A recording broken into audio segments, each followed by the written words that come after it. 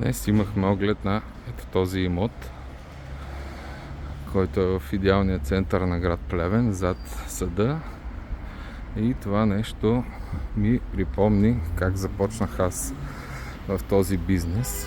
В последващото видео ще кача откъде започна нашия бизнес, как майка ми в една стаичка зад съда, в точно такъв тип къща е започнала нашия бизнес, и в последващи видеа ще покажа как всъщност се е развил този бизнес. И към днешна дата можем да кажем, че при една добра основа, при добра работа, всеки може да постигне устойчив бизнес.